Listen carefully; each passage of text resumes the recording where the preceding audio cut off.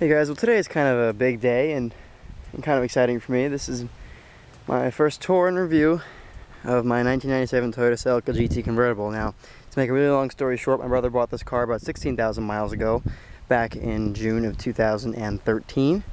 He drove it for his last year of college, graduated, bought a brand new Honda Accord Sport in that deep blue color, and I decided to buy this car off him. And in that time, that was about a month and a half ago, I've driven it 2,000 miles for work. You know, my work, they send me to auction, they send me all over the place, and you know, I love driving my car, so I usually just take this. But this is my first tour of the car, and it's actually my last, believe it or not. I'm very sentimentally attached to this car, but to make a really long story short, you know, I was going to take the car to North Carolina. I have a summer house down there. It's about a 1,400 mile drive. Me and my friend were going to go. We were going to go down there. We were going to stop in Richmond to have a YouTube meetup with, you know, some YouTube people. We were going to keep going down to my summer house, and we were going to meet my family down there. The Honda Pilot and all that stuff was down there already. I was going to meet my mom down there. We were going to have a big old, you know, family vacation. So I said, you know what? I did a lot to the car. I changed transmission fluid. I changed the rear brake caliper and rotor and pads out.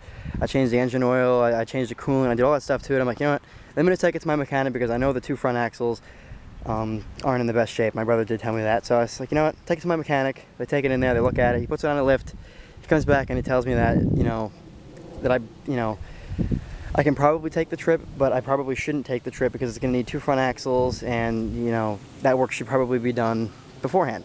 So I said, okay, you know, it's going to be kind of expensive to fix, but you know, I'll get the car fixed, whatever. And you know, within a week I was at work, and I really was going to keep the car. I needed a new convertible top. I was going to replace that. I was going to get everything all fixed up and take it to college upstate with me when I went to, I was at work, dropping a car off at a mechanic, and at the car wash next door I saw a 92 Celica GT 5-speed, and I went and, you know, said, hey, what the hell.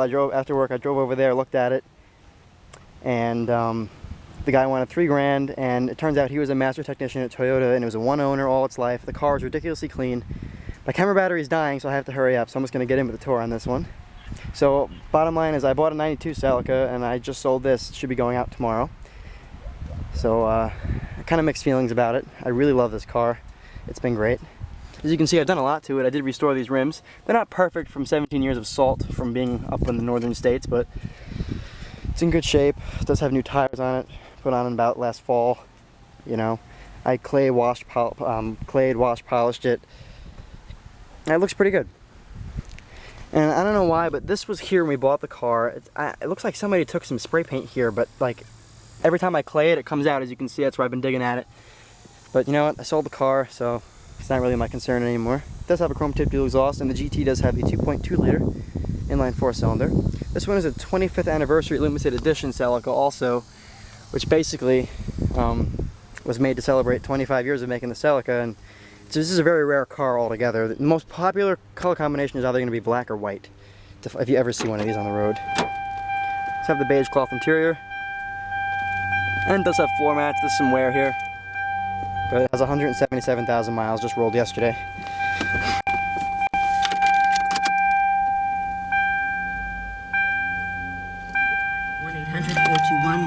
Let's have a new Sony head unit in it too. As you can see, there's the 2.2 liter inline 4-cylinder. It does have like a really tiny exhaust leak, but it actually sounds pretty good when you step on it. So I decided to just leave it.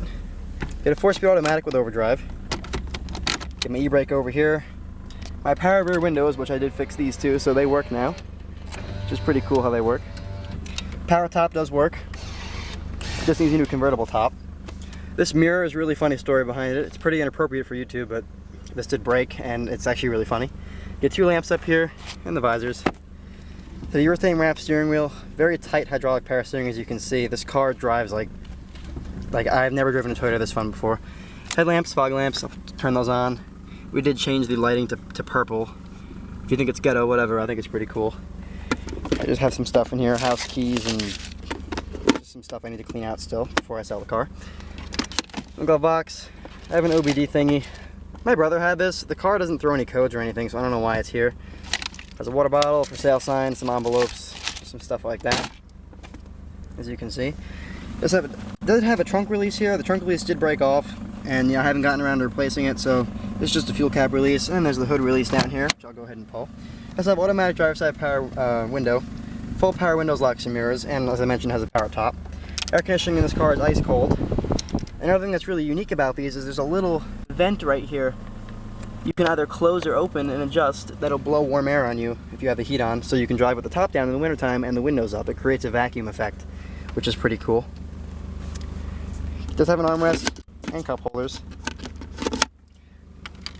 So we'll go ahead and take a look at the engine real quick. If my battery dies on me, I'm sorry, but I really have to hurry up. I do plan on buying another one of these someday. You can see 2200, 16 valve inline 4-cylinder. Those run good. I believe it's about 137 horsepower and 140 something pound-feet of torque. I'll put it in the description. I did forget, don't make fun of me. So you can see this side, it's pretty clean. The clips on the rocker panel also broke. I was gonna replace the rocker panel. It's only $5 on eBay, but like I said, this was so last minute unexpected. I didn't get around to half of the stuff I was gonna do with the car. But this is definitely gonna be for the better, I believe, you know, for me. Because, you know, the other car, the new one that I just got, only has 102,000 miles. It's a 5-speed manual. Same engine, same trim. It's the coupe though, not a convertible, so it handles better.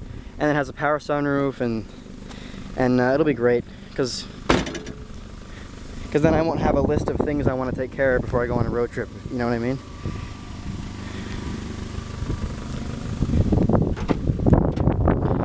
I have to pop the trunk for you guys,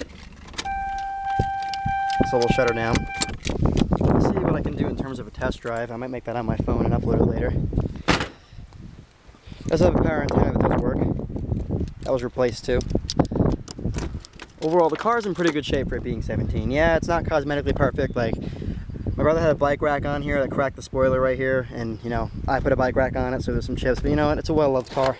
It does have an LED third brake light, and this is also LED, and they both light up as the same. That was factory OEM. So this is pretty cool, the way the lighting is on this car. So you can see, trunk back here, it has some spare things I was going to tinker with while I was in college. Brand new timing belt, water pump, all that stuff, which it doesn't need now, but it will need eventually. So you can see just trunk liner. And in here is where you can switch the top over to manual mode if you want. And then here is where you access the power antenna motor. And these struts still work. They're factory struts too. I looked at the numbers. Go Toyota. See, independent rear suspension under there. And chrome tip exhaust. So driver and passenger side airbags, 4-wheel disc brakes. I did replace this back rotor and this caliper and the pads and the brake fluid actually about 2 weeks ago. See, the rims do look great. Like I said, she's not perfect, but she's definitely a survivor, and the car runs and drives fantastic. Everything's original. Another thing that's really cool about these Celicas is that these headlamps are glass. So are the fog lamps. I mean, so are the high beams and the fog lamps down here. I'm really going to miss this look on the front end. It's probably my favorite angle of the car is right here. But like I said, the new one has the flip-up headlamps. I mean, basically, the 5th and 6th gen Celicas were the best ones they made. They both won World Rally Championships in '94. These are rally cars. And a lot of people don't know that this Celica is actually the platform that Toyota built the Supra off of that everybody is so crazy about. We'll go over interior materials real quick, but I'm sure you all understand. Upper door panel's padded, this is padded, this is padded. It used to be cloth covered, but hey, 17 years. It came off at some point. Everything's padded. Down here, it switches to hard touch, which I actually just noticed before I went to make this tour. The new car I'm getting, this is actually all cloth, carpet wrapped, which is cool. It's just like a CB7 Accord, kind of. Everything up here is padded, as you can see, all the way, one-piece dash. Airbag cover's padded, everything's padded. Switch back to hard plastic over here, but the whole interior is really solid, which is cool. See, power locks work, and the power mirrors on both sides too. Go ahead and do a sound demo real quick on the stereo.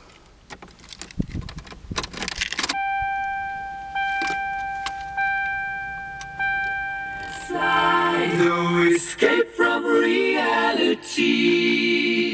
Open your eyes. It's really nice. Alright guys, I gotta get going because my camera battery is dying, so thanks for watching, and stay tuned for